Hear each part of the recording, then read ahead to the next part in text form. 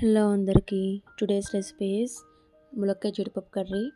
Tomato use చేయకుండా మైల్డ్గా కొంచెం rich ఫ్లేవర్తో చాలా బాగుంటుంది. దీనికోసం మనం ఒక మిక్సీ జార్లో జీడిపప్పు, గసగసాలు, నువ్వులు కొంచెం వాటర్ పోసి మెత్తగా గ్రైండ్ చేసి పక్కన పెట్టుకోవాలి. తర్వాత ప్యాన్ పెట్టుకొని ఆయిల్ వేసి ఉల్లిపాయ ముక్కలు, పచ్చిమిరపకాయ ముక్కలు, కరివేపాకు, సాల్ట్ వేసి కొంచెంసేపు మగ్గించుకున్నాక అల్లం వెల్లుల్లి పేస్ట్ కూడా యాడ్ చేసి కొంచెంసేపు మగ్గించుకోండి.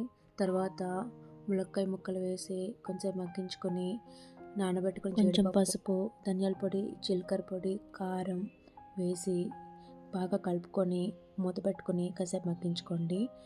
ఇది కొంచెం ఉడికింది అన్నాక మనం గ్రైండ్ చేసి పెట్టుకున్న పేస్ట్ని కూడా యాడ్ చేసి కలుపుకున్నాక కొంచెం వాటర్ యాడ్ చేసి మూత పెట్టుకొని మగ్గించుకోండి. అంతేనండి. లాస్ట్లో కొంచెం కొత్తిమీర ఆర్ కరివేపాకు యాడ్ చేసుకుంటే